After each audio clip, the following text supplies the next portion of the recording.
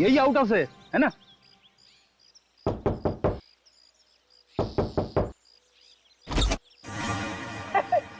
दरवाजा तो खुला हुआ है। जा अंदर। मैं क्यों जाऊं, आप जाओ। मैं सीनियर हूँ इसीलिए कह रहा हूँ। जा। सर, ये सीनियर जूनियर बहुत ज्यादा हो रहा है। मैं एसीपी सर से आपकी कंप्लेंट करूंगा। फ्रेडी सर, आप अंदर जाओ ना, अंदर अंधेरा है। अरे डर तो मेरा था ना। हाँ? वैसे भी अंदर दादा दादी है। हाँ? तू जा अंदर चल। अरे अरे फ्रेडी सर, हाँ? दरवाजा खोलिए। अंदर क्या है? अरे कोई भी नहीं है, खोलिए। अंदर कोई नहीं है तो फिर तू डर क्यों रहा है? वैसे भी तू अंदर बंद कैसे हो गया? पता नहीं सर, प्लीज सर कुछ करिए। दरवाजा तोड़ूं? तोड़ दीजिए, मैं पीछे जाता हूँ।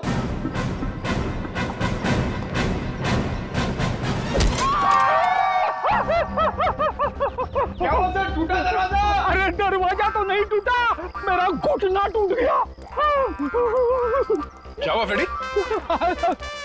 अरे सर ये दरवाजा जाम हो गया सर। बेचारा पंकज अंदर बंद हो गया, वो डर रहा है। दरवाजा जाम हो गया? कहाँ जाम हो गया? खुला तो है। सर अच्छा हुआ आप आ गए। ये तो पंकज, एक सीआईडी ऑफिसर होकर तुम लोग डरते हो? राकेश के माँ बाप कहाँ है? सर घर खाली है सर, कोई भी नहीं यहाँ पे। घर खाली है? पर सर वृंदा तो कह रही थी कि उसके सास ससुर यहीं रहते हैं। बहुत शर्मनाक बात है। वृंदा और राकेश वहां बड़े ठाट बाट से रह रहे हैं और अपने माँ बाप को यहाँ ऐसे हालत में रहने के लिए छोड़ दिया।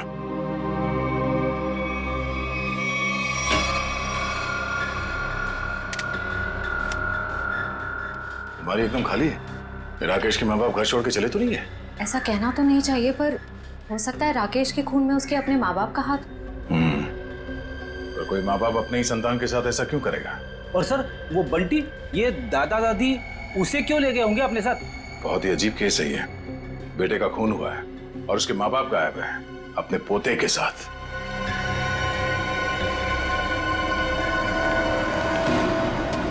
आदे, ये राकेश के माता पिता तो नहीं है यहाँ? गार्ड ने कुछ बताया? नहीं, उसने भी उन्हें जाते हुए तो देखा नहीं है कहीं पे। वो कह रहा है वो तो खाने वाली वैन में सामान रखने में लगा हुआ था और बंटी का भी कुछ पता नहीं चल रहा है। एक बात तो तय है, कुछ देर पहले ही निकले हो यहाँ से, ज्यादा दूर नहीं जा सकते। कहीं इस अनुज ने तो नहीं किडनैप कर लिया इन लोगों को राकेश को मारने के बाद? अनुज को पकड़ना पड़ेगा।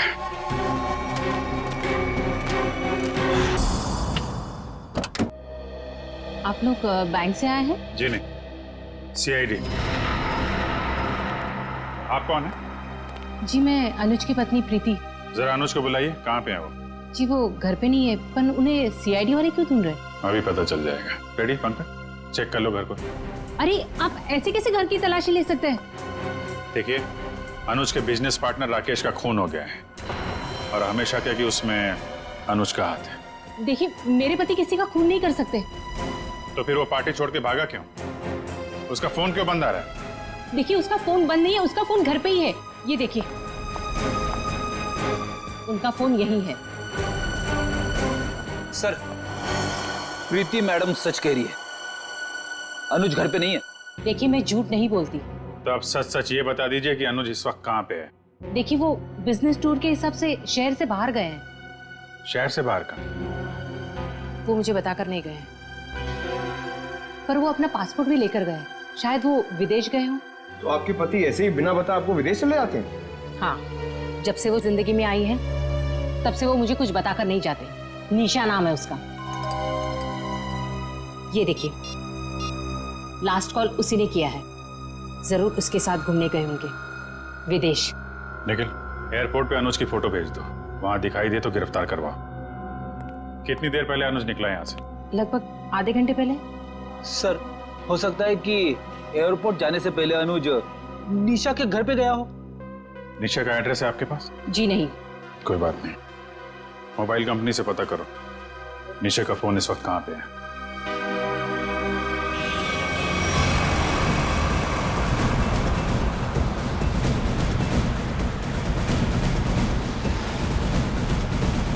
सर निशा की गाड़ी यहाँ से 100 मीटर दूर है सर। रेडी, तेज चलाओ, निकलने नहीं चाहिए वो लोग। आप चिंता मत करो सर, आप भी ओवरटेक करता हूँ गाड़ी को।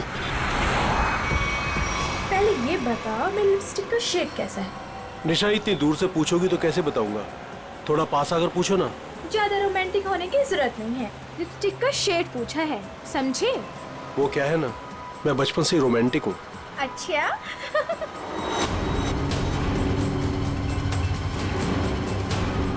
सर 50 मीटर दूर है सर। मतलब हम लोग सही रास्ते पे हैं। आगे लो। शायद वो गोल्डन बस्टर सर, वही निशा की गाड़ी है। रेडी, ओवरटेक करो इस गाड़ी को।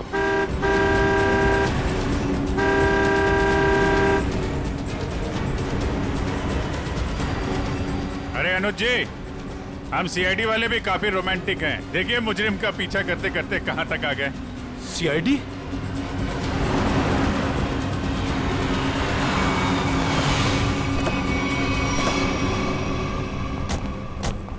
निकालो निकालो निकालो, बाहर निकालो। चलो बाहर। अरे अरे भाई साहब सुनो तो, एक मिनट मेरी बात तो सुनो भाई साहब।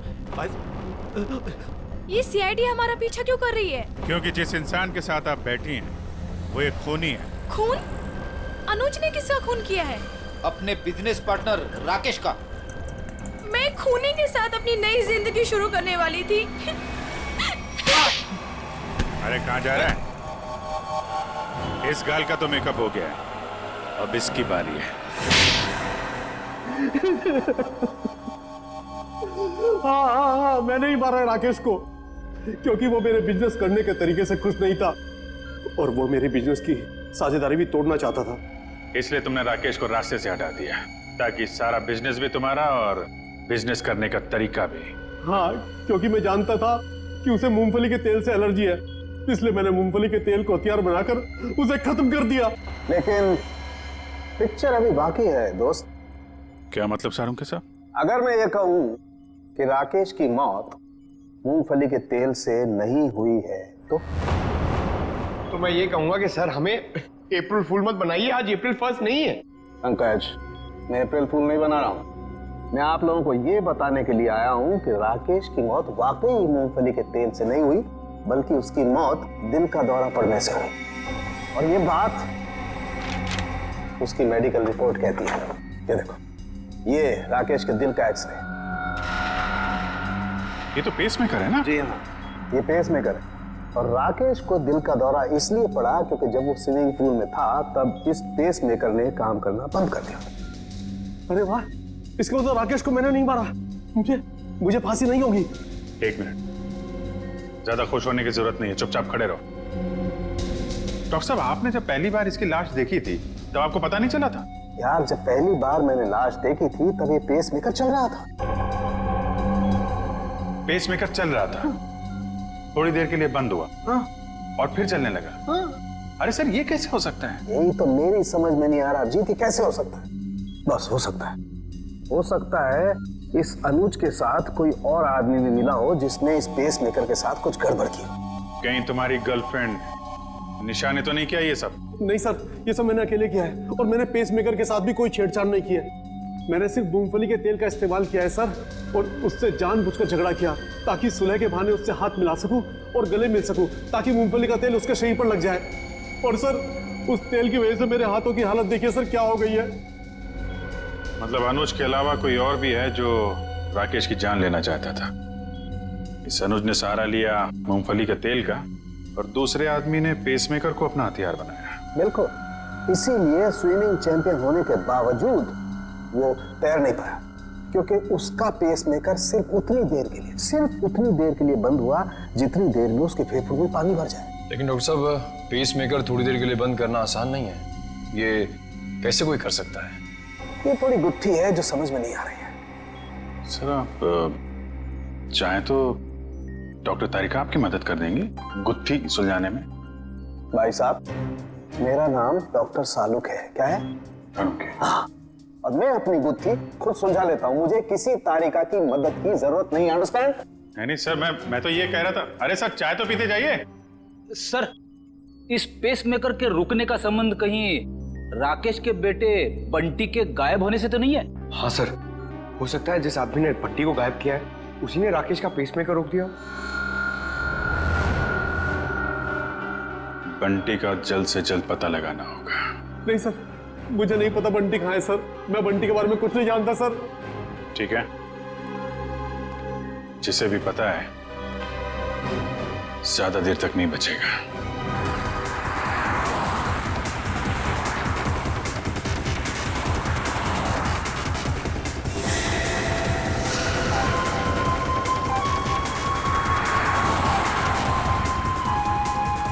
सर हो रहा बंटी, सर इधर इधर।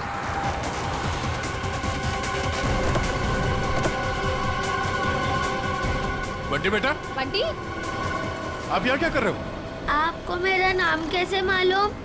मैं दया अंकल हूँ सीआईडी से, और हमें सब कुछ मालूम है। आप यहाँ क्या कर रहे हो? आपको पता है आपकी मम्मी कितनी परेशान है आपको ढूंढ ढूंढ के? हाँ? मुझे मम्मा के पास नहीं जाना। क्यों?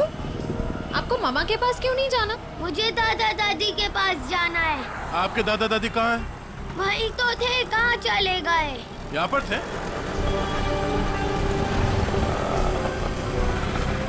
कहाँ है? चलो इधर देखते हैं। चलो।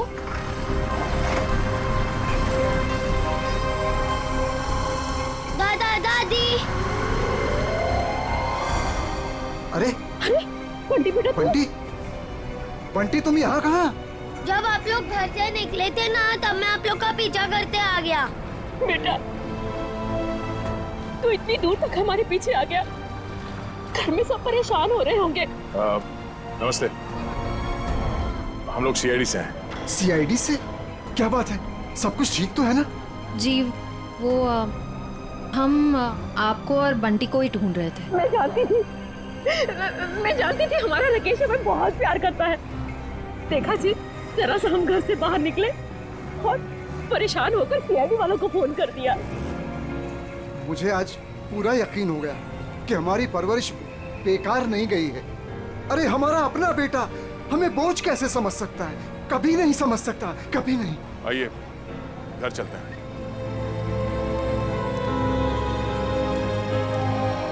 हेलो तारिका जी। हेलो अभिजीत। हेलो। आज डॉक्टर साहब थोड़े असमंजस में थे। एक गुत्थी ने उन्हें परेशान कर रखा था। उम्मीद करता हूँ आपकी मदद से वो गुत्थी सुलझ गई होगी। अभिजीत, शायद तुम्हें ये जानकर खुशी होगी कि वो पेसमेकर वाली गुत्थी सुलझ चुकी है। हाँ? और ये सारा कारनामा सर ने बिना मेरी मदद के किया है। बिना आपकी मदद के? यस। वैसे भी ऐसे छोटे मोटे काम के लिए आपकी मदद की क्या जरूरत है? सर मैं जानता था आपको सिर्फ वक्त की जरूरत है। ऐसी छोटी मोटी गुत्थियां तो आप चुटकी में सुलझा देते हैं। क्या बात कर रहे हो यार, इतना भरोसा मुझ पर? मुझे तो पता ही नहीं था। अरे सर मैं तो हमेशा आपकी तारीफ करता रहता हूँ। अभी आते समय मैं पंकज और फ्रेडी से आपके बारे में ही बात कर रहा था। क्या कह रहे थे? क्या बोल रहे थे? क्या कह रहा था? अरे वो कह रहा था, बता ना, वो अच्छा वो सालू के साहब, क्या बताऊं आपको, अभिजीत सर तो आपके तारीफों के पुल बांधते रहते, ये लंबे लंबे। क्या बात कर रहा है? ये लंबे लंबे पुल, यही तारीफ के? कमाल है यार अभिजीत भाई, अगर तुम मेरी तारीफ में ये लंबे लंबे पुल बांधते हो तो तारिका जी की तारीफ में तो तुम सीधा हाईवे बांधते होगे ना यार। वो तो है सर। वो नहीं, अरे सर क्या सर, अगर आपके ताने पूरे हो गए हो तो पेसमेकर की बात कर लें। हाँ, पेसमेकर। अभिजीत, पहले तो मुझे भी लगा कि ये पेसमेकर शायद मुजीब ने हैक किया है, लेकिन बाद में इस पेसमेकर बनाने वाली कंपनी से जब मैंने बात की खुद पर्सनल, तो कंपनी वालों ने मुझे बताया कि राकेश ने उन्हें सख्त हिदायत की थी कि इस पेसमेकर की बराबर मॉनिटरिंग करें ताकि कोई भी इस पेसमेकर को हैक ना कर सके। इसका मतलब राकेश को पहले से ही अंदेशा था कि उसके साथ ये सब होने वाला है। सर अगर राकेश को पता था कि उसकी जान को खतरा है तो उसे हमारे पास आना चाहिए था मदद के लिए। डॉक्टर साहब, अगर पेसमेकर को हैक नहीं किया गया तो फिर ये बंद कैसे हुआ? वो पेसमेकर कैसे बंद हुआ मैं बताता हूँ। ये देखो, ये गन देख रहे हो? ये दूसरे किस्म की गन है, इसे माइक्रोवेव गन कहते हैं। इससे माइक्रोवेव तरंगे निकलती हैं। देखो, जैसे ही इस गन का ट्रिगर दबा, इस गन से इलेक्ट्रोमैग्नेटिक तरंगे निकली और उन्होंने जाकर के इस पेसमेकर की फील्ड को डिस्टर्ब किया, इसके इलेक्ट्रिक सर्किट को खत्म कर दिया, जिससे ये पेसमेकर बंद हो गया। पर सर ये पेसमेकर फिर से चला कैसे? क्योंकि पंकज, पेसमेकर में एक ऐसी सेटिंग होती है कि जिस वजह से अगर उसकी फ्रीक्वेंसी में कोई भी रुकावट आए तो वो बंद हो जाता है और फिर 2 मिनट बाद रीस्टार्ट हो जाता है और अपनी ओरिजिनल फ्रीक्वेंसी पकड़ लेता है। और यही 2 मिनट राकेश के लिए महंगे साबित हुए।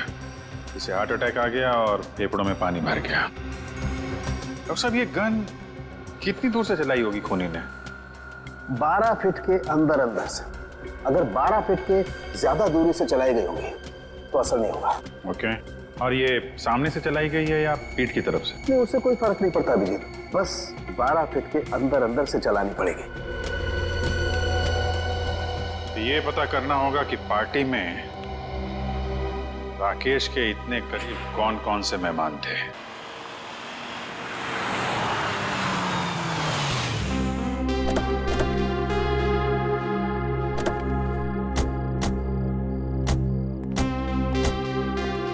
दादी, मुझे बहुत भूख लग रही है, मुझे पापा के साथ खाना खाना और वीडियो गेम भी खेलना है। हाँ बेटा, मैं जल्दी जल्दी अपने हाथों से कुछ बना के खिला देती हूँ। हाँ,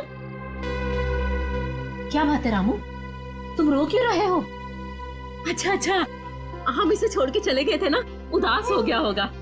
चिंता मत कर, अब यहाँ से कोई नहीं जाएगा। आइए।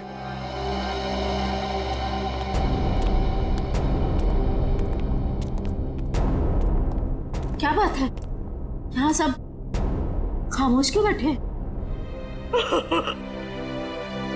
दरअसल बात यह है कि बात क्या है, बताओ तो सही।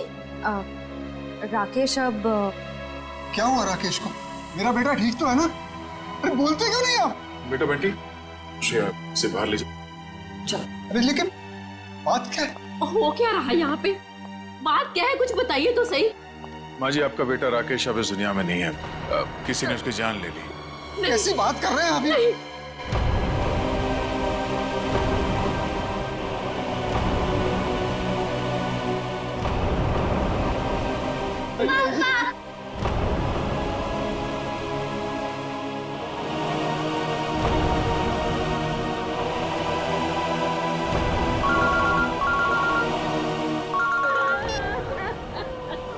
हाँ सर, ठीक है, हम लोग आ रहे हैं।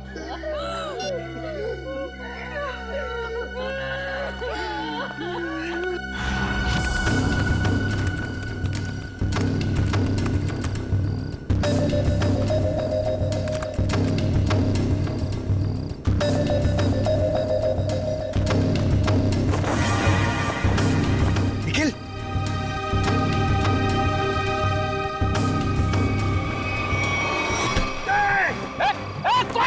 छोड़ो मुझे। क्या सोचता था तू? सीआईडी की आंखों के सामने से सबूत नष्ट कर देगा? अबे पंकज, मेरा पैर छोड़। ये मेरा नाम भी जानता है? मैं फेमस सीआईडी वाला हो गया हूँ। अबे तुझे फांसी होगी। बाहर निकल, निखिल, दया सर को बुला।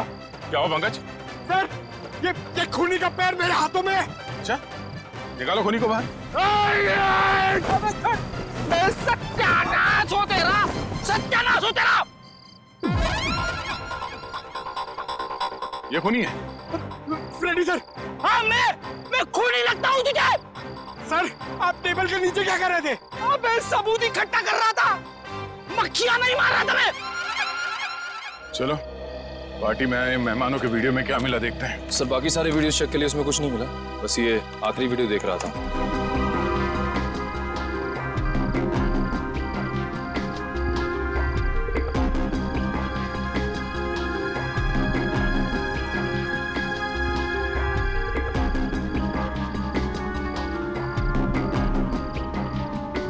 एक मिनट, जरा रिवाइंड करना।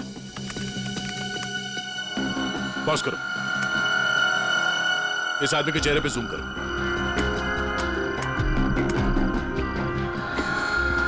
सर, ये तो शेफ है। हाँ, इसी आदमी ने कुछ गड़बड़ की है।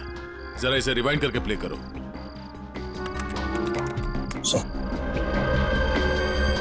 ये देखो, इसने अपने पैर से कुछ सरकाया टेबल के नीचे। शायद उस बॉक्स में वही वाली गन होगी, वो माइक्रोवेव वाली गन।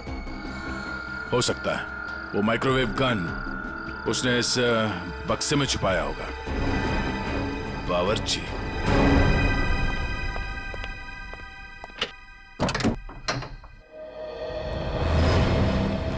मिस्टर प्रवीण, कैसे हैं आप? जी मैं अच्छा हूँ, पर आप लोग कौन है? हम लोग सीआईडी से हैं। सीआईडी? आप कहीं जाने की जल्दी में लग रहे हैं। जी मैं बाजार जा रहा था सब्जियां लेने के लिए। ओह, सब्जियां लेने के लिए? क्या बात है, ऐसा बैग? जी वो आज शाम को पार्टी है, उसी के लिए। अरे वाह, तो भाई हमें भी तो बताइए कि शाम की पार्टी में क्या क्या बन रहा है? हाँ जी शाही पनीर, दाल मखनी, मलाई कोफ्ता। क्या बात है सर, एक बार प्रवीण जी जेल आ गए तब तो कैदियों की हर रोज दावत होगी। मैं क्यों जेल में दावत देने लगा? वो भी पता चल जाएगा।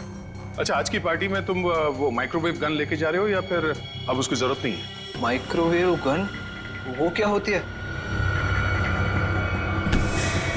वो गन कुछ इस तरह की होती है। फर्क सिर्फ इतना है कि उससे तरंगे निकलती हैं और मेरे गन से सिर्फ गोलियां। सर इसे नीचे कीजिए, इसे नीचे कीजिए सर। बावर्ची साहब, अगर दया सर की गोली चखना नहीं चाहते हो ना तो जल्दी बताओ, क्यों मारा राकेश को? कौन के कहने पर? उसका कुछ नाम भी तो होगा ना? हाँ?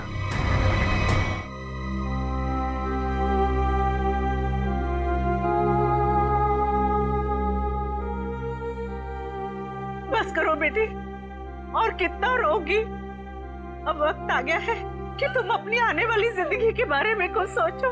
क्या सोचूं माँ? राकेश के बिना एक पल गुजारना इतना मुश्किल हो गया है। मैं कैसे गुजारूंगी अपनी जिंदगी? तू क्यों सोचती है बेटा वृंदा? हम लोग है ना तेरे लिए, तेरे माँ बाप, तेरा और बंटी का पूरा ख्याल रखेंगे।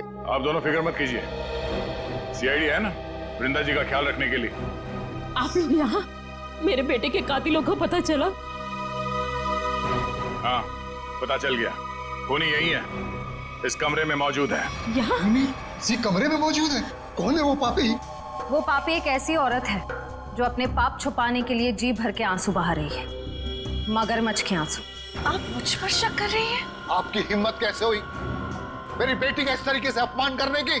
आप सीआईडी वाले हैं तो कुछ भी करेंगे। मैं सीआईडी पर केस कर दूंगा। केस तो अब आप दोनों पे चलेगा। आप दोनों के चेहरों से पर्दाफाश हो चुका है। हमें पता चल चुका है कि राकेश का खून कैसे किया तुम लोगों ने। अम्मी डैडी, अम्मी डैडी आप दोनों कहाँ भाग रही हैं? नहीं पापा, दवा का खून करते हुए।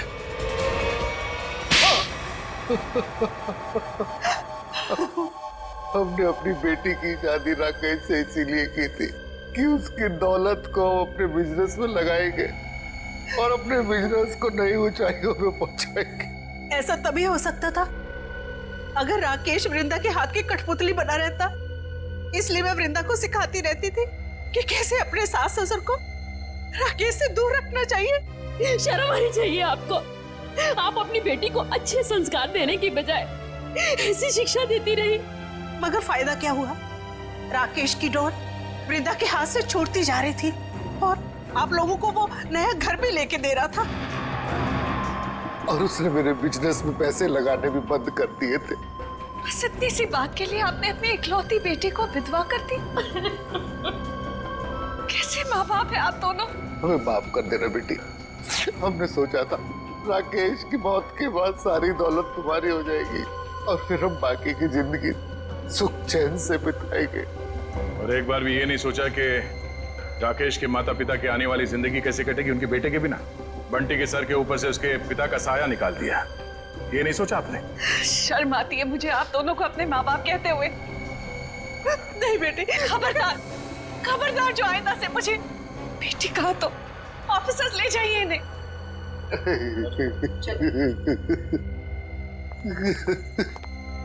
मैंने आप दोनों के साथ जो व्यवहार किया है उसके लिए माफी की हकदार तो नहीं हूँ। मैंने आपकी खुशियां छीनी और मेरे माँ बाप ने आपसे आपका बेटा। आप दोनों जो सजा देना चाहे मुझे दे सकते हैं। बेटी, बेटा तो खो ही चुके हैं। अब इस बेटी को नहीं खोना देना चाहते। नहीं खोने देना चाहते।